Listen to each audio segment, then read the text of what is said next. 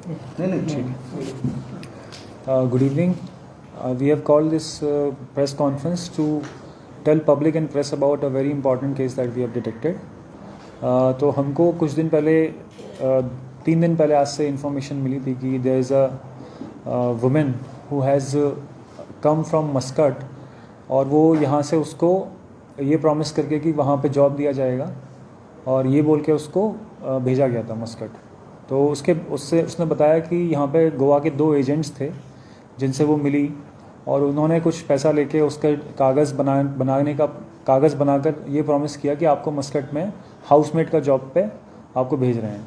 तो वहाँ जाके उसको पता चला कि वो हाउसमेट का जॉब नहीं था, उसको वहाँ पे जो इनके जो नेटवर्क के बाकी अक्यूज़ड हैं उन्होंने इसको फाइनली एक तरीके से एक शेख को दे दिया और वहाँ पे उससे सेक्सुअल फेवर्स मांगे जा रहे थे। तो एक तरीके से सेक्सुअल एक्सप्लॉइटेशन उसका हो रहा था।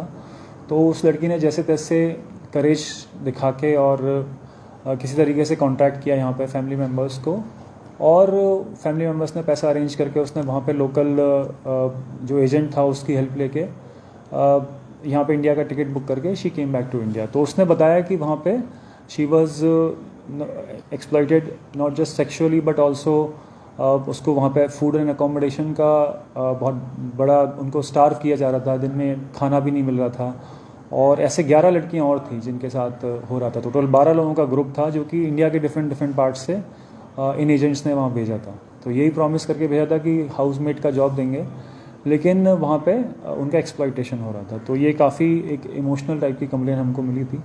तो हमने उस पर तुरंत एक्टिवेट होकर एक्शन लिया और जिन 2 एजेंट्स का नाम उस लड़की ने लिया था तो उनको हमने कल अरेस्ट किया। एक को कल अरेस्ट किया, एक को आज अरेस्ट किया। तो उनके नाम मैं आपको बताता हूँ। Accused number 1 is Syed Abdullah Shaikh, age 35 years, ये रेजिडेंट है वास्को का। दूसरा मस्तान खान इलियास पठान, ये मडगांव से बिलोंग करता है। इन दोनों ने कॉमन इंटेंशन इनका था कि इन्होंने ओवरसीज़ रिक्रूटमेंट एजेंट की तरह पोर्ट्रे किया अपने आप को और विक्टिम को चीट किया, उसको ट्रैफिक किया और इस पूरे चेन में उन्होंने as a criminal role play किया। तो इस कंप्लेन के रिसीव होने के बाद हमने इसकी तुरंत इंटीमेशन हमारे सुपीरियर्स को दी, DGP sir, home department, CM.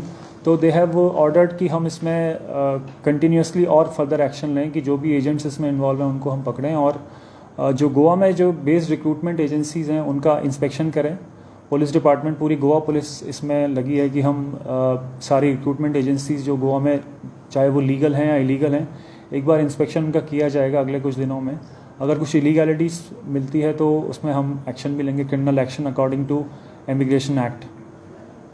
तो मैं इस प्रेस कॉन्फ्रेंस के माध्यम से ये भी बताना चाहता हूँ लोगों को कि जब भी आप बाहर के लिए जॉब सीख करते हैं तो हमेशा वेरीफाइड एजेंट्स के थ्रू जाएं। तो जो एक MEA के लिए MEA ने कुछ रिक्रूटमेंट एजेंसीज़ को रिकॉग्नाइज़ कर रखा है, उन्हीं के थ्रू रिक्रूटमेंट होना चाहिए। ऐसी 12 रिक्रूटमेंट एजेंसीज़ हैं जिनकी लिस्ट मैं आपको प्रेस रिलीज़ के साथ दे दूंगा। तो पब्लिक से मेरी अपील है कि आप उन्हीं के थ्रू जाएं और उसमें कुछ और प्रिकॉशन है जो कि ले सकते हैं कि आपका जो वीज़ा एजेंट है, जो आपका एजेंट है जिसके थ्रू रिक्रूटमेंट हो रहा है, उसका कोई सब एजेंट तो काम नहीं कर रहा। वो बोलेगा कि मैं मेरी रिक्रूटमेंट एजेंसी का नाम ये है। तो कभी कभी क्या करते हैं कि मेन एजेंसी ना बोल के वो सब एजेंट होता है। तो सब एजेंट के थ्रू ऐसे नहीं है ओवरसीज़ रिक्रूटमेंट के लिए परमिशन। उसके बाद वीज़ा टाइप अपना ज़रूर चेक करें कि वीज़ा टाइप आपका टूरिस्ट वीज़ा है अगर, तो वो टूरिस्ट वीज़ा पे काम कैसे करेंगे, वहाँ पे जाके प्रॉब्लम होनी है। तो इसलिए इस वाले केस में भी ऐसा पाया गया था कि वीज़ा टाइप टूरिस्ट वीज़ा था। तीसरा, एम्प्लॉयमेंट कॉन्ट्रैक्ट ज़रूर बनवाएं। अगर आपका एम्प्लॉयमेंट के लिए भेज रहे हैं तो एक एम्प्लॉयमेंट कॉन्ट्रैक्ट तो मिले, तो उसके हिसाब से देयर इज सम गारंटी कि आगे जाके कुछ ख़राब नहीं होगा। तो हम इसके बाद हम इंडियन एम्बेसी इन मस्कट वहाँ पर लिखेंगे थ्रू MHA कि जो भी बाकी लड़कियाँ इसमें जो वहाँ पे फंसी हुई हैं उनको किस तरह से रेस्क्यू कराया जाए और हम जो भी इंफॉर्मेशन इन दोनों अक्यूज से मिलेगी उसके अकॉर्डिंग फर्दर एक्शन लेंगे। सर टोटल कितने रेस्क्यू हुए हैं? अभी तो एक ही फीमेल है जिसने आके हमको बताया है, बाकी 12 हैं, इंडिया के अलग अलग पार्ट से हैं। So they are stuck there? They are still stuck there. तो we have initiated the process कि उसको देखना। कम्युनिकेशन उनके साथ हो गया? इसका कम्युनिकेशन उनके साथ नहीं है। एजेंट्स का नेटवर्क प्रोबेबली हमको बताएगा कि कौन कौन लड़कियां उसमें गई हैं, तो एजेंट के नेटवर्क पे हम काम कर रहे हैं कि तो इन दोनों ने उनको भेजा था वो अभी यस यस कितना पैसे लेके भेजा था?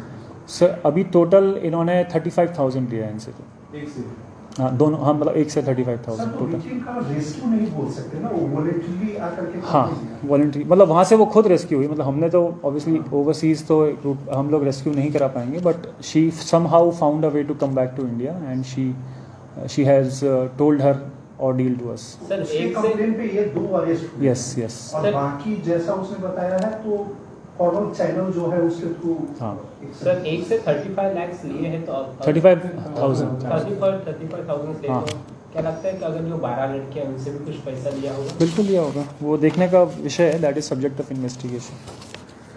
सर इसके पहले भी जो रिक्रूटमेंट एजेंसी है इसकी भी गोवा पुलिस ने जांच Yes. की थी और पब्लिक को अर्ज किया था कि हाँ इसकी- तो इसमें हम एक पहले हम लोगों ने जब साइबर क्राइम ने और क्राइम ब्रांच ने मिलके एक ऑपरेशन किया था, जब हमको पता चला था कि साइबर स्लेवरी के लिए साउथ ईस्ट एशियन कंट्रीज़ में लोग भेजे जा रहे हैं, तो उसमें भी हम उस समय 3 लड़के जो वहाँ से भाग के आए थे उन्होंने बताया था हमको कि किन एजेंट्स ने उनको भेजा था, तो उनको भी हमने अरेस्ट किया था। उस समय एक सेपरेट केस रजिस्टर किया था।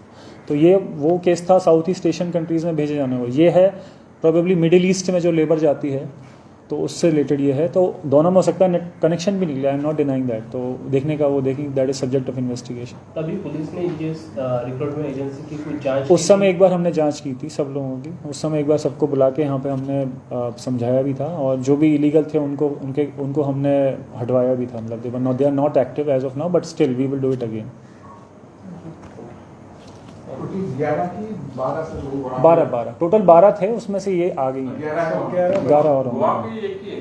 गोवा की एक ही अभी तक जितना पता चला है। मतलब अभी मैं पब्लिक से ये भी अपील करूंगा कि आप अगर इस टाइप का अगर आपको मिलता है, मतलब आपको लगता है कि आपके साथ रिक्रूटमेंट एजेंसी के नाम पे फ्रॉड हो रहा है या फिर आपको कोई झूठा प्रलोभन देके बाहर भेज रहा है, तो डेफिनेटली आप फ्लैग करें। अगर ऐसे कोई रेस्क्यू होके आया है खुद से सेल्फ, उसको लगता है कि वहाँ पर उसका एक्सप्लॉयटेशन हुआ था और जो उसको जॉब प्रॉमिस की गई थी वो फुलफिल नहीं हुई है, तो that also public should come forward and complain to us. Case उसकी ह्यूमन ट्रैफिकिंग पे बनाया था। हाँ केस- ह्यूमन ट्रैफिकिंग पे, तो इसमें जो सेक्शन है वो आपको प्रेस रिलीज में मिल जाएंगे। 143(2) ऑफ BNSS, 318(1) ऑफ BNSS, उसके बाद सेक्शन 10 ऑफ इमिग्रेशन एक्ट 1983। इसमें हम अर्ज NGO है उनका भी काफ़ी सपोर्ट रहा है, उनकी ही प्रेजेंस में स्टेटमेंट रिकॉर्ड हुए। दे वर द वन जो लेके आए विक्टिम को, तो उनका भी मैं धन्यवाद कहना चाहता हूँ।